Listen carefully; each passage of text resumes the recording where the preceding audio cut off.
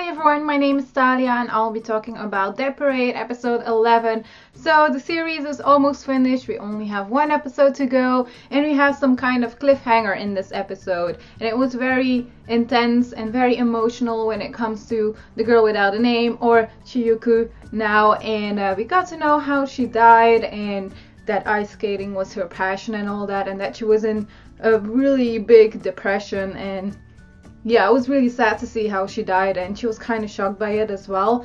And it's like, you know, she realized afterwards what was important in life. And you know, that is basically what happens a lot to people. Like, they don't really realize that they do have a lot of good things going on in life and that they should enjoy life to the fullest. Although things aren't going really well, you still have to enjoy like the little things and all that. And Chiyuki didn't really do that. She just got into a big depression because she couldn't do her passion anymore. She couldn't ice skate anymore, and because of that it all kind of crumbled down, and you know, she killed herself. And I was very touched by that, and especially also just to hear her thoughts about it and how she feels about it now. It was really touching, and I bet it was for Dekim as well. Although he's not really good with emotions and all that, I feel like he can kind of understand her, and you know, he really lives with her, he likes her a lot, he cares about her a lot. So you know, it was very emotional. I like that. I like the development that we still had for her.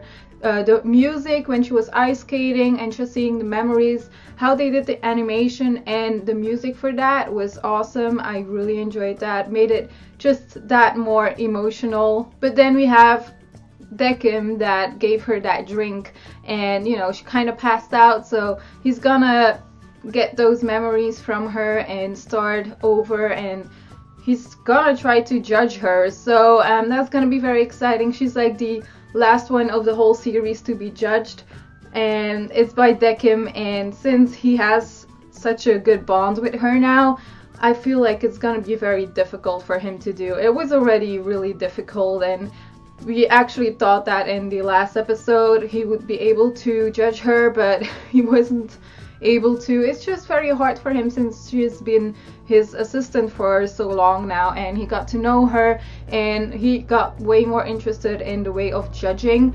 And I have a lot of respect for that, for Dekim, since in this episode we see the difference between Dekim and Jinty.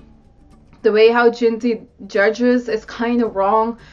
He made Mayu choose between a guy who looks like Light Yagami, and she didn't know the guy, and then between the other guy, the idol guy that she was in love with. So she had to choose between two guys, one that she knows, one that she doesn't know. So obviously she was going to choose for Hamada or Harada, not too sure what his name was, instead of Light, which was obviously Light. That was a big reference to Death Note, I feel like.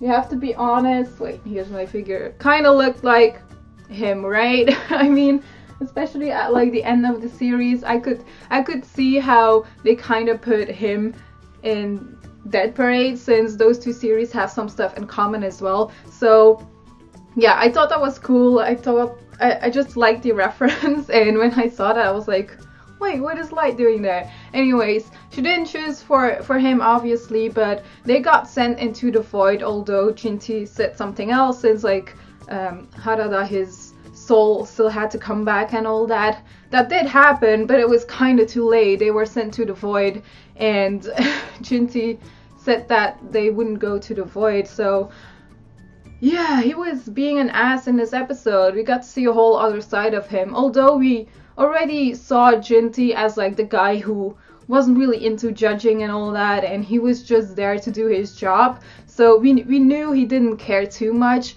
but I didn't know that it was at this level, that he was just like, choose between this or this guy and you will just see where you will end up with. So it was kind of cruel, and it was also very emotional to just see them going down to the elevator and kind of like crumbling away and changing into puppets, like mannequins.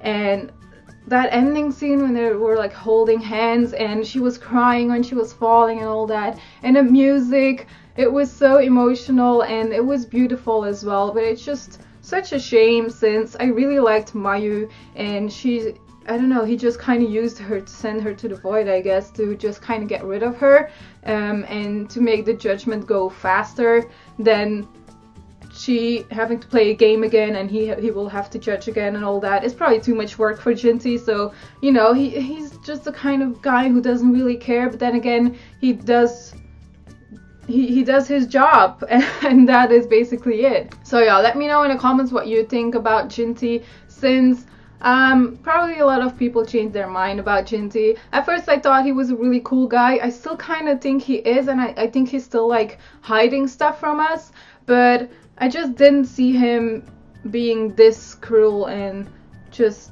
I don't know, it just felt like he just didn't care and didn't have any respect for anything. So yeah, not too sure what to think. Also for like Jinty, I'm still wondering if he's working with Oculus or not, since those two, I just don't really trust those two. Jinty not since this episode, and then Oculus I've never trusted. I think no one has. He's just such a weird and creepy guy, and we saw him at the end confronting Nona. So and that flower was like moving. I don't know if it's here or here, but it was moving, so he could probably read her memories and kind of know what they're up to with Chiyuki and all that. So yeah, that's gonna be interesting. We haven't seen Oculus too much in this series, and they kind of introduced them a few episodes back, but it was very vague, and we don't really know exactly how he is. We just know he's kind of close to God. So since the other ones aren't really respecting the rules, like Nona and Quinn and all that,